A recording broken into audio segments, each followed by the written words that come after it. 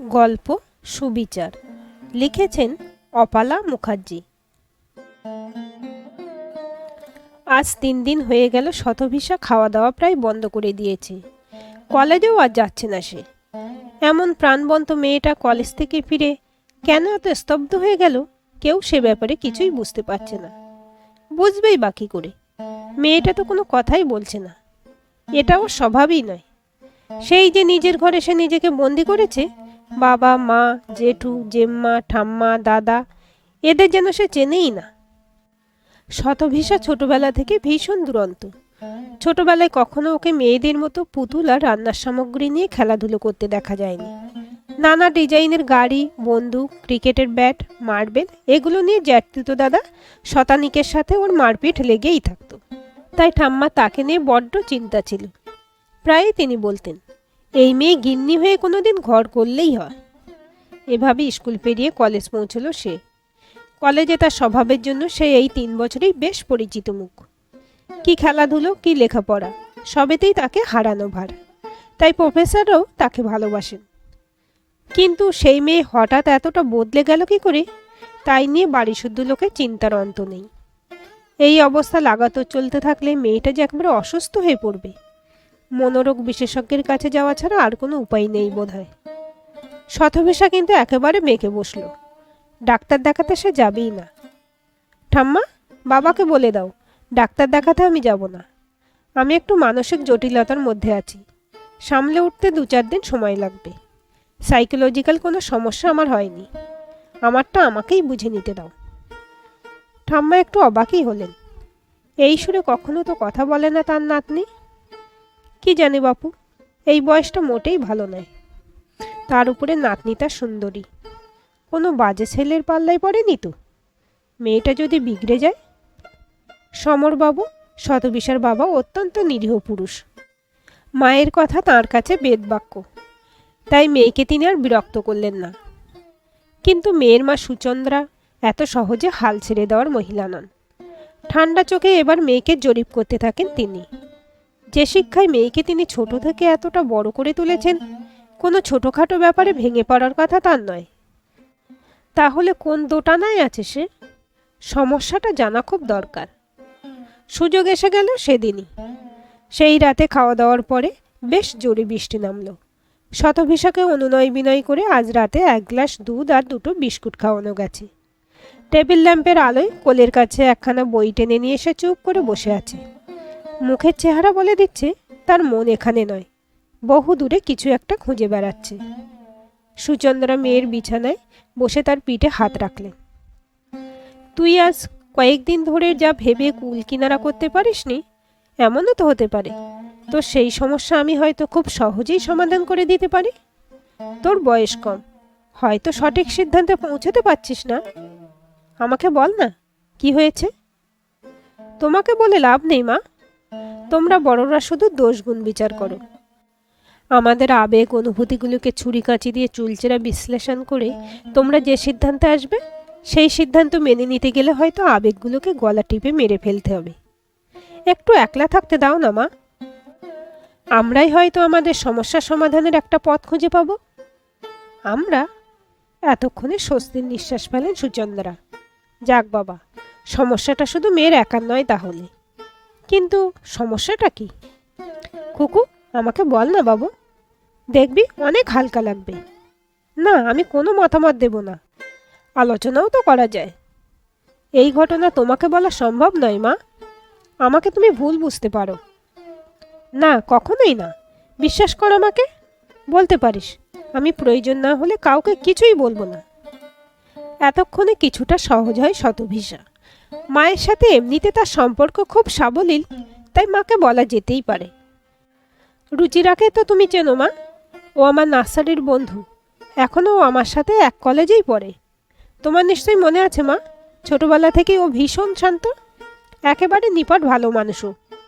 বুকওয়ার্ম যাকে বলে। ও কিন্তু আমার খুব কাছের বন্ধু, তাই প্রাণের কথাগুলো সব আমার সাথে ভাগ করে নেয়। হ্যাঁ হ্যাঁ, রুচিরাকে তো চিনি। ভারী মিষ্টি মেয়েটা। কি হয়েছে ওর? উদ্বিগ্ন গলায় প্রশ্ন করেন সুচন্দ্রা।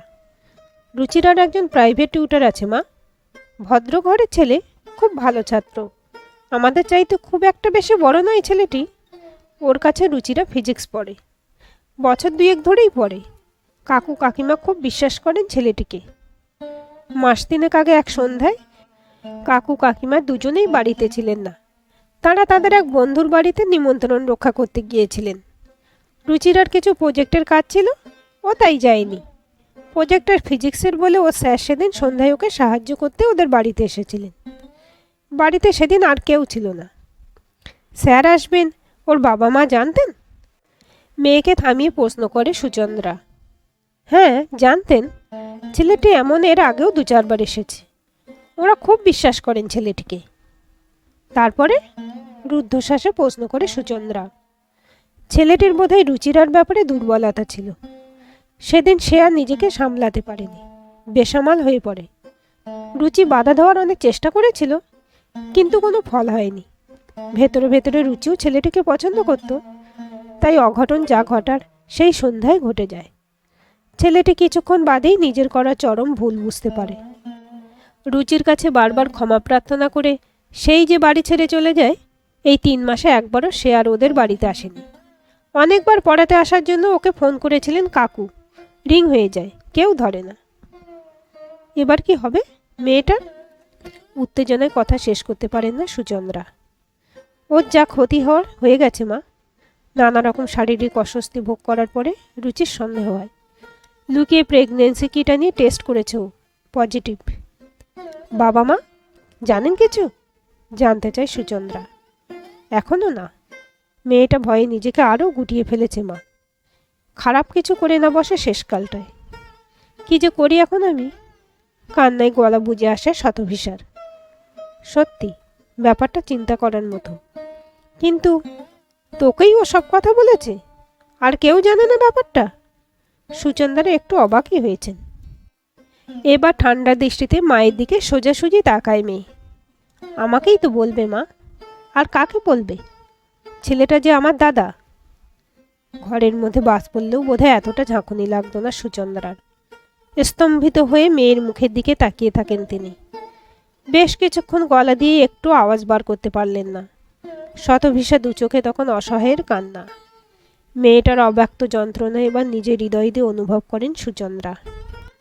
অনি টিউশন করে এটা আমি জানতাম, কাকে পড়ায় সেটা তো আমার জানা ছিল না। আমিও কিছুদিন আগেই জেনেছি মা।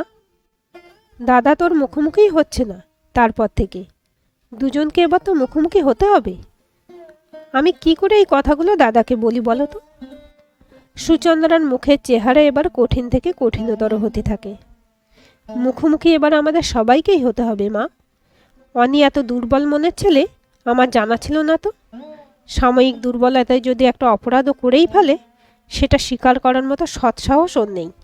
না, এত বড় অপরাধ কখনোই আমি ঘটতে দেব না।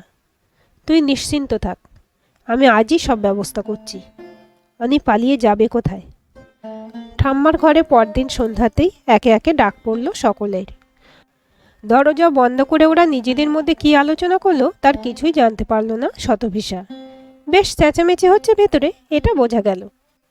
কিছুক্ষণ বাদে অপরাধীর মতো মুখ করে শতানিকও সেই ঘরে ঢুকল। ভয়ে আশঙ্কায় বুক ঢিপ ঢিপ করছিল শতভিসার। হে ভগবান, অঘটন কিছু যেন না ঘটে। রুচিরা যে বড্ড ভালো মেয়ে। কিছুক্ষণ বাদে বন্ধ দরজা খুলে নির্বিকার মুখে সবাই যে যার মতো নিজেদের ঘরে চলে গেল। শতানিক শুধু বেরোবার সময় মনের দিকে তাকিয়ে একটু হাসল, অপরাধীর হাসি। আধ ঘন্টা পরে নাতনির ডাক পড়ল ঠাম্মার ঘরে। ভয়ে ভয়ে দরজা ঠেলে ভেতরে ঢুকল সে। ঠাম্মা খাটের উপরে বসে পান সাজছেন। মুচকে হাসলেন তাকে দেখে। বন্ধুটির স্বভাব চরিত্র কেমন রে দিদিভাই? তোর মতেই ডান পিটে নাকি? না না ঠাম্মা, রুচি খুব শান্ত মেয়ে, আমার ঠিক উল্টোটি। থাক, আর বন্ধুর হয়ে ওকালতি করতে হবে না তোমায়। এবার ননদিনী রায়বাঘিনী হওয়ার জন্য তৈরি হও। তোমার জেঠু জেম্মা তো প্রথমটাই মানতেই চাইছিল না, মেয়েটার ঘাড়ে সব দোষ চাপিয়ে দিচ্ছিল। তোমার মা আর আমি অনিকে চেপে ধরে জেরা করতেই সব বেরিয়ে পড়ল। আমি বলে দিয়েছি অনেক কাল থেকেই আমাদের ফ্যাক্টরিতে বসবে। রোজগার না করলে বউকে খাওয়াবে কি? অপরাধ করলে তার প্রায়শ্চিত্ত করতে হয় রে দিদিভাই। পালিয়ে তো তার নিজের বিবেকের হাত থেকে বাঁচা যায় না। একটা কথা সবসময় মনে রাখবি, অন্যায়ের সাথে কখনোই আপোষ করতে নেই। এই রবিবারই আমরা সবাই মিলে তোর বন্ধুর মা বাবার কাছে গিয়ে অনির জন্য তাদের মেয়েকে চাইব। যাও, এবার ঘরে গিয়ে বন্ধুকে উদ্ধার করো। দুহাতে ঠাম্মার গলা জড়িয়ে ধরে শতভিসা। আনন্দে তার দু চোখে জল ভরে ওঠে। তুমি কি ভালো, কত উদার ঠাম্মা। সকলে কেন তোমার মতো ভাবতে পারে না? একটা কথা মনে রাখিস দিদি, মাথার ওপরে ভগবান আছেন। অপরাধ করে তাঁর কাছ থেকে কখনোই পালানো যায় না। তাই আর যাই করো না কেন, অপরাধ করলে সবার সামনে সেটা স্বীকার করতে শেখো। মাথা নিচু করে ঠাম্মাকে প্রণাম করে শতভিসা। নাতনিকে বুকে টেনে নেন তিনি। আজকের এই গল্পটি আপনাদের কেমন লাগলো কমেন্ট করে জানাবেন। ভালো লাগলে অবশ্যই একটা লাইক দেবেন আর চ্যানেলটি সাবস্ক্রাইব করে সাথে থাকবেন।